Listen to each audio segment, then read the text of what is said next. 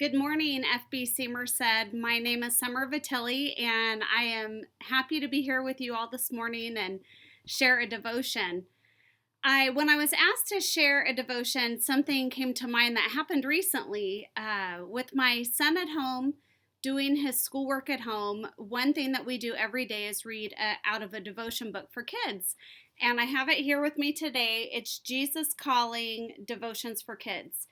And I remember on one particular day when we were first here at home doing the schooling at home, he just was having a particularly difficult time and just missing school and missing normalcy. And so he quietly read his devotion and then he said, Mom, God was really speaking to me today. So I said, well, share it with me, read it to me. So I'm going to share this with all of you too.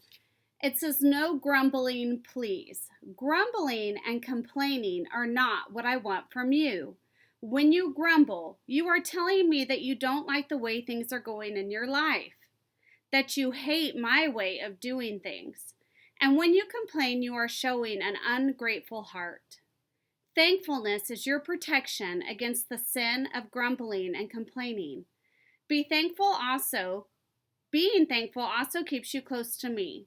So when you have too much homework, when your parents give you an extra chore, or when I've said not now to one of your prayers, don't grumble or mumble under your breath. Instead, thank me for the things that upset you. Before you know it, you will start to see those things differently, and you'll start to feel better too. And I just thought that was such a good message for all of us to hear at this time when it is so easy to focus on maybe the things that aren't going well or some of the real problems and challenges that people are facing. I looked up a few verses to share with you on this topic. The first one is from 1 Corinthians 10:10, and it says, and do not grumble as some of them did. Hebrews 12:28. Therefore, since we are receiving a kingdom that cannot be shaken, let us be thankful and so worship God acceptably with reverence and awe. And the final verse I want to share with everyone is 1 Thessalonians 5:18. And this is a really good one, I think, for our time, for this time. Give thanks in all circumstances, for this is God's will for you in Christ Jesus. Now, with those verses, I think that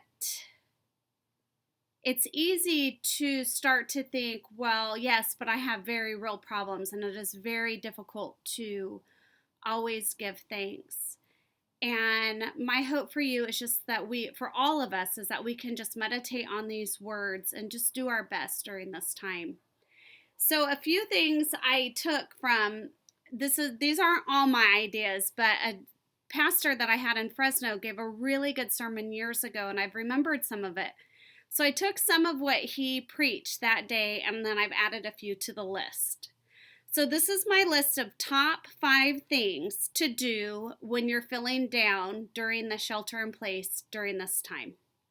Number 1, pray it out. So take time daily to pray to God and lay your burdens on Him and thank Him for all that He is doing and keeping us safe and getting us through this difficult time. Number 2, sing it out.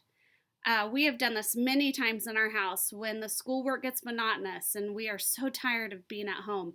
We pull Alexa up and we put on some fun dance music, and it can just completely change everybody's feeling and attitude. Number 3, talk it out. I'm a firm believer when you have got things on your mind that you can't shake or you're feeling down about something, to speak those words out, to get it out. And typically you feel so much better. Number 4, work it out. Now, I think this is twofold. Number 1, I think a good walk or jog or a good workout is a great way to change your perspective. I also think just working on a project or working in your home. I keep telling my husband and son that it is Operation Closet Cleanout at our house. So I'm on about closet number 3. And it just gives me a feeling of accomplishment when I work. And my very last one, this is one my pastor in Fresno did not preach, but one that I personally use is to plant it out. And I think no matter how big or small your yard is, to plant a couple of vegetable plants, it's a great time to grow some vegetables and just have that satisfaction of growing your own food and doing something outside that's good for your family. So, those are just my thoughts. I hope everybody is doing well, and I look forward to the time when we're all back together again. Thank you.